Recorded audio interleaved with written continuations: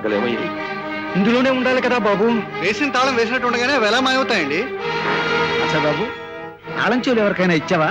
ఇంట్లో సంవత్సరం క్రితం మందిరంలో పెట్టిన తాళం చెవి ఈవేళే తీశాను. మరి నగలు ఎలా మాయమయ్యాయి?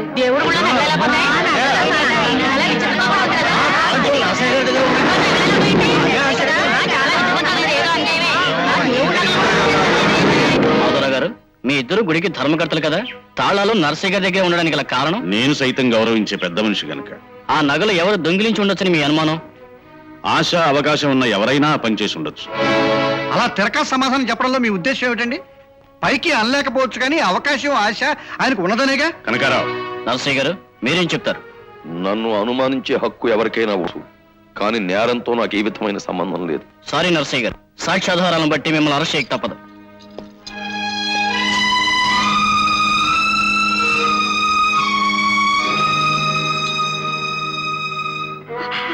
ఊరుకోమ్మా, బాధపడకు.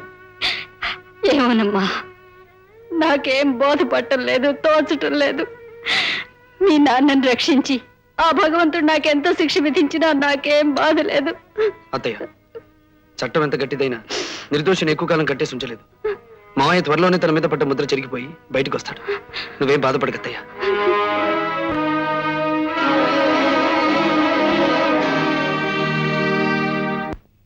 నమస్కారం. నమస్తే, కూర్చోండి. మీరు అరెస్ట్ చేసిన నర్సయ్య గారికి జామీన్ ఇవ్వడానికి వచ్చాం. ఇదిగోండి సార్. 101 లాకప్లో నర్సయ్య గారిని తీసురా.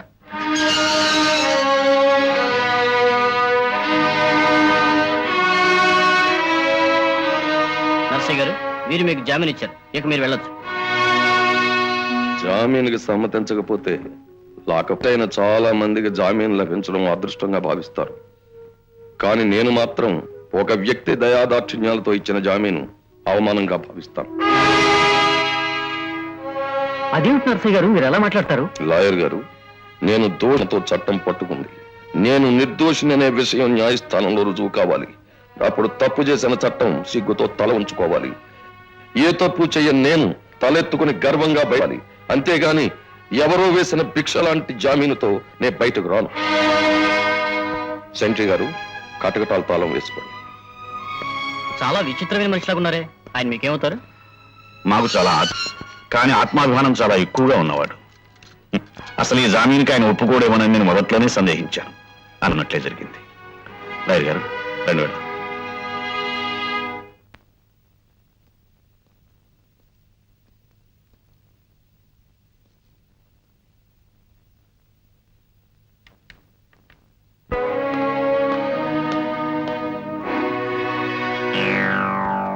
యువర్ ఆనర్, ముద్దాయి నర్సయ్య రామాపురంలోని అమ్మవారి గుడికి ధర్మకర్త. ఆ గుడిలో నగలు భద్రపరిచి ఇనపెట్టి తాళం చెవి ఈయన వద్దే ఉంటాయని, ఆ నగలు ఈయన తప్ప మరెవరూ తీలేరని, కనుక ఆ నగలు దొంగిలించే అవకాశం ముద్దాయికి మాత్రమే ఉంది. ఈ కేసులో మొదటి సాక్షిగా రామాపురంలోని మోతుబరి వీరభద్రం గారిని ప్రవేశపెట్టవలసి. నరసయ్య గారి చీకట్లో రహస్యంగా గుడికేసి వెళ్ళడం చూసాం సార్. వీరభద్రం, ఏమిటి నువ్వు చెప్పేది? ఎవరిని చూసి ఎవరనుకున్నారయ్యా మీరు? ఎవరిని చూసి ఎవరనుకోవటం ఏమిటండి? మిమ్మల్ని చూసి మీరనే అనుకున్నాం, కాకపోతే దొంగతనానికి వెళ్ళారని అనుకోలేదు. ఉత్సవం గురించి పూజారి గారితో ఏదైనా మాట్లాడటానికి వెళ్ళారేమో అని అనుకున్నామండి. అబద్ధం, పచ్చబద్ధం. జడ్జి గారు, అసలు ఆ రాత్రిపూట నేను ఆ గుడి వైపు వెళ్ళనే లేదు. వీళ్ళు చెబుతున్న కట్టుకథ. కట్టుకథలు బుర్రకథలు చెప్పడం మాకేమైనా కాలక్షేపం అనుకున్నా ఏమిటయ్యా? ఆ రాత్రి చంబల్ వ్యాలీ దొంగలాగా ఈ నరసయ్య గారి గుళ్ళో చొరపడడం మేము ముగ్గురు చూసాం సార్.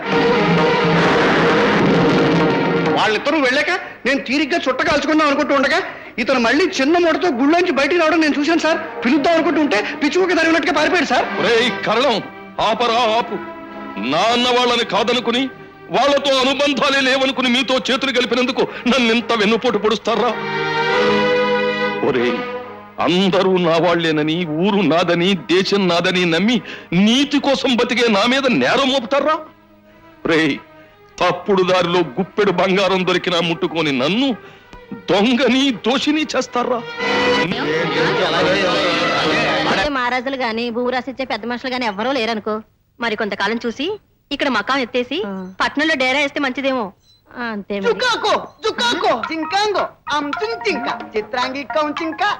ఎవడరా నువ్వు? మొఖం నువ్వును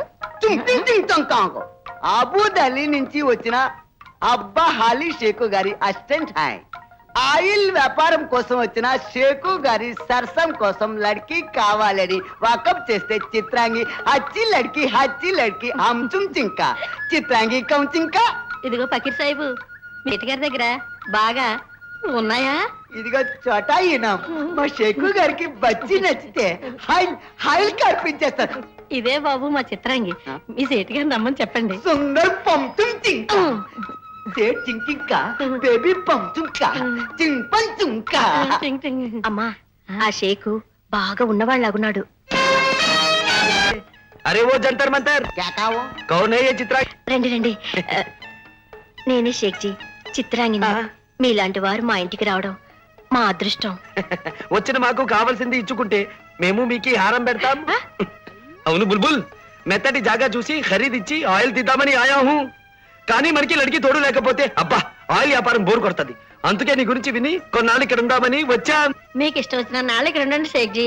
మా చిత్రాంగి మీ బీబీ అనుకోండి. చూస్తాం.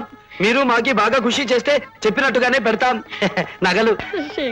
బుల్బుల్ అంకంకో ఆయిల్ కక్కో ఇదిగో జంతర్ మంతర్, నీ కాలక్షేపం కావాలంటే నేనున్నాను. పంచుంకో మేము అమ్మకి అబ్బాకి ఏకీ పీనుగా మాలిష్కి వేళైంది ఈ అప్పిగాడు ఎక్కడికి వచ్చాడు?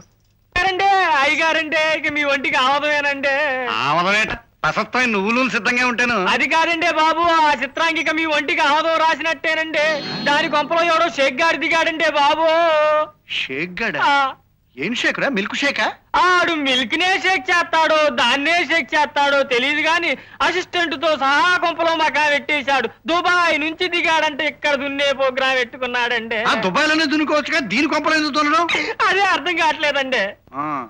ఈయన సంగతి నేను తెలుస్తాను కానీ ఆయ్. ముందు నువ్వు నూనె రాయ్. ఆయ్. మాషా అల్లా మాషా అల్లా. అవునా బుల్బుల్, మీది చూస్తుంటే మాది దిల్ దిల్ మే జిల్ జిల్. షేక్జీ మీరు ముట్టుకుంటే చాలు మా అమ్మ షేక్ అయిపోద్ది. ఆ, షేకే కాదు, పట్టుకుని పెట్టుకుంటే ముద్దు షాక్ అయిపోద్ది. అబ్బా ముందు పాన్ వేసుకోండి షేక్జీ. ఆ, నువ్వు అందివ్వాలా మేము బాగా వేసుకోవాలా? లావో మై ఖావు. రండి బాబు, ఆ షేక్ గడు అక్కడ చిత్రాంగి ఏం షేక్ చేస్తున్నాడో ఏంటో. ఆ షేక్ గాడి అంతు చూస్తాను.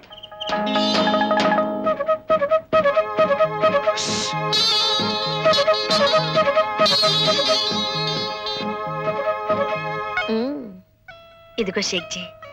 ఐసా నహి, నోట్లో రక్కో, నోట్లో పెట్టు. మీరు పెట్టి చూపించండి షేక్జీ. పిల్ల దానికి తెలీదు. పెడతాం పెడతాం. ఆ.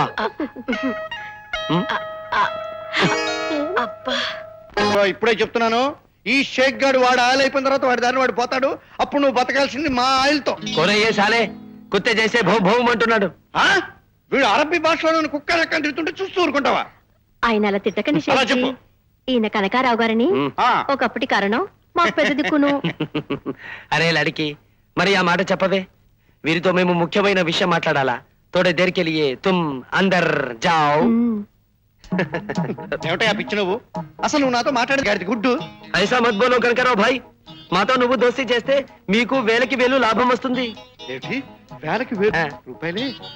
దేకో భాయ్, రేపు ఉదయం నువ్వు వచ్చి మమ్మల్ని కలిస్తే ఇక్కడ పొలాల విషయం మాట్లాడుకుందాం. నువ్వు మాకు పొలం చచ్చా పొలం కొనడం మీరు మద్దతు చేస్తే మీకు నేను వేలకి వేలు ఇచ్చుకుంటా. మరి అలా చెప్పరేమిటండి షేక్ గారు? యా సైరా బాను. అదెవరు మీ పార్ట్నరా? అబుదాబి మూడో బేగం. అయితే పర్వాలేదు, తప్పకుండా మీతో నేను చేతులు కలుపుతాను. మరెవరిని కలుపుకొని మాత్రం మీరు నాకు మాట ఇవ్వాలి. బహుత్ అచ్చా బహుత్ అచ్చా. దోస్తీకి గుర్తుగా ఈ సెంట్ బాటిల్ నజరానా. ఆహా, చిన్నసు నూనె బావు ఇచ్చినంత ఆనందంగా ఉందండి. వస్తానండి, రేపు పొద్దునే తన దర్శనం చేసుకుంటాను. నమస్కారం.